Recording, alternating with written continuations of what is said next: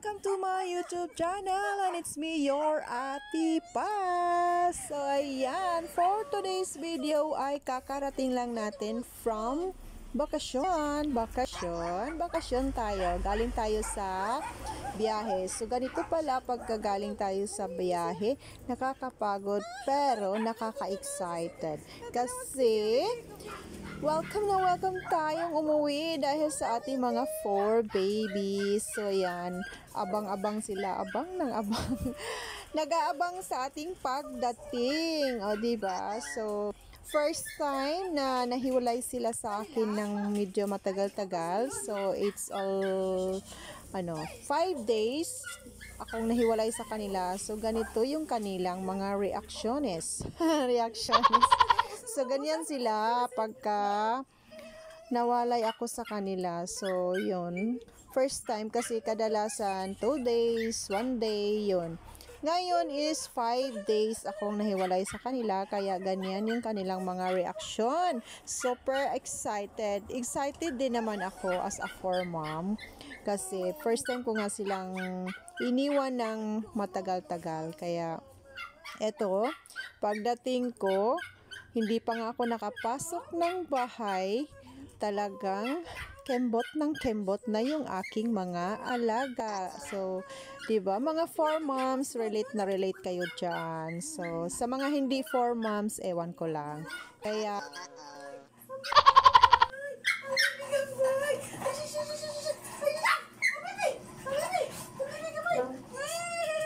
Buday ka, mama. Nga, buday ka na ako.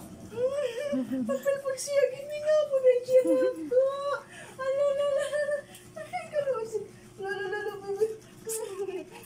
Siti, ano ka? Hindi nga, buday siya na ako. Gini nga. Kasi gini nga, mami. Ikaw, ay, sus ka na. Sus ka na. Mingaw, mama. Mingaw, mami. Masa pag-stop na eh? Ha? Ayaw, Chico! Ayaw na, Chico. No. Stop na. Ha? Di ka sila muna di makakiss, ay? Sa wakas, nabot na gyud ko sa balay. Ang akong mga langga nga iro. Tanawara ko di sila. Okay ra. Very enjoy and kapoy. Enjoy pero kapoy. Ayaw. so yan na nga, dumating tayo ng alauna ng madaling araw. So kasi umalis tayo ng city sa mismong South Bus ay umalis yung bus ng exactly 9 o'clock. So bali 4 na oras yung biyahe. So dumating tayo dito sa bahay sa Oslo ng madaling araw na 1 o'clock na madaling araw yun.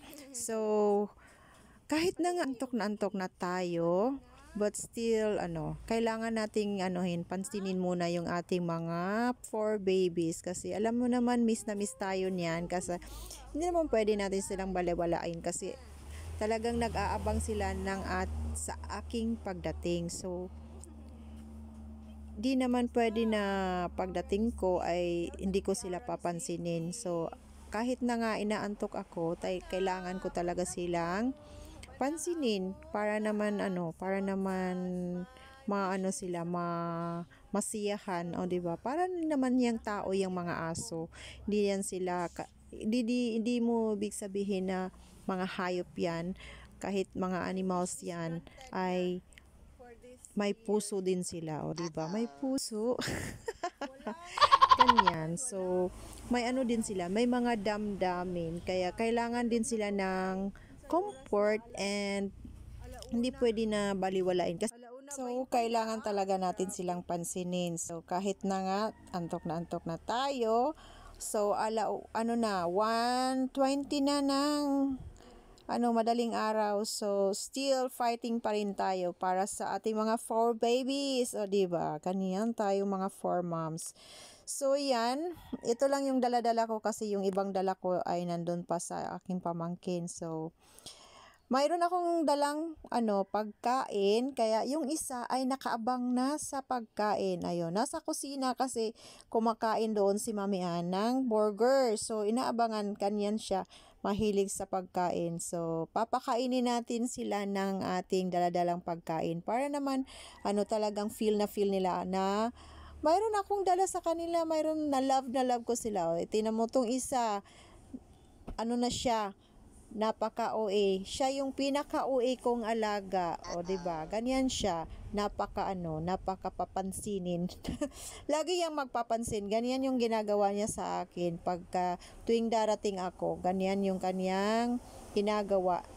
Laging nakakalong. So, ayaw talaga yang humiwalay. At iba naman yung kanyang ugali. Yung aking mga alaga kasi, iba-iba yung kanilang mga characters. Parang tao din, di ba? Iba-iba yung ating mga characters. Ganyan din yung aking mga alaga. Behave kayo silang duha, oh. Iba-iba yung kanilang mga characters. Itong isa kong alaga, yung pinakauna kong alaga, ay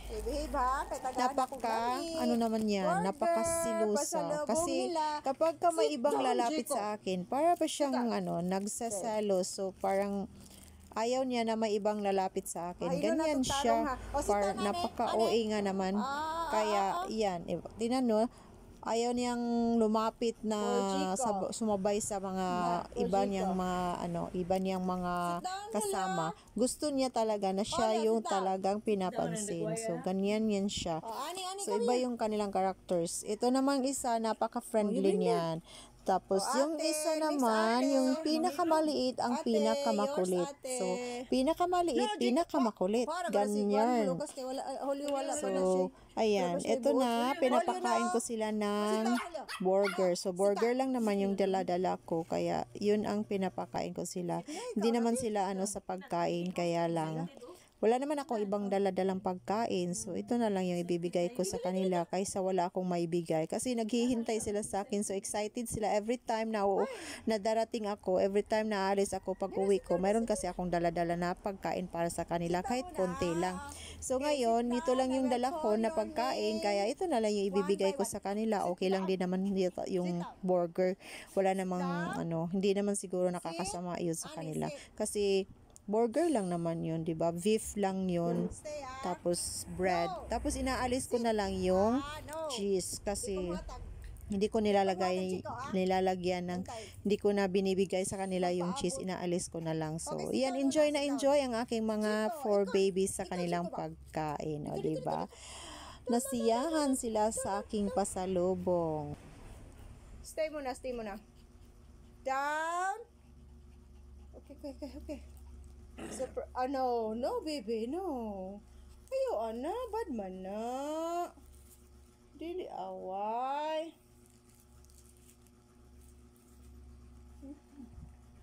Yum. No, Jeko.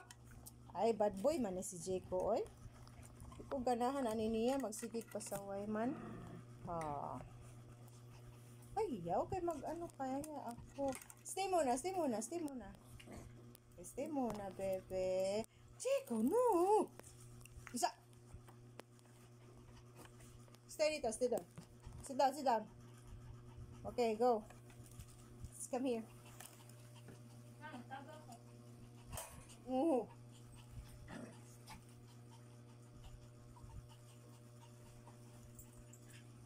Sit down.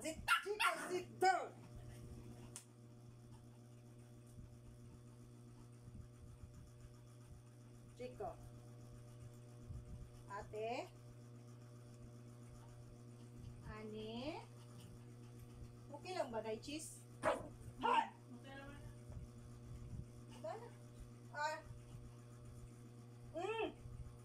Ano pa yan? Ate, gilanok dayon. Ate, dali. Ate, sweetie muna. Ate mo. Ayaw na ni mo. Ayaw na niya. Ayaw mo na. Dapat siyang hulyo pa. Natagay hulyo pa. Hulyo tayo. Sige, mata ni mo eh.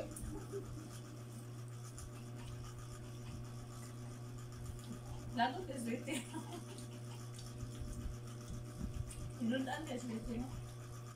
So ayan, nakakain na ang lahat. Kaya ayan, super enjoy and happy yung ating mga 4 babies sa kanilang pasalubong. So ayan, hanggang dito na lang yung ating video. Huwag kalimutan mag-like, share, and comment. Do comments if you have comments.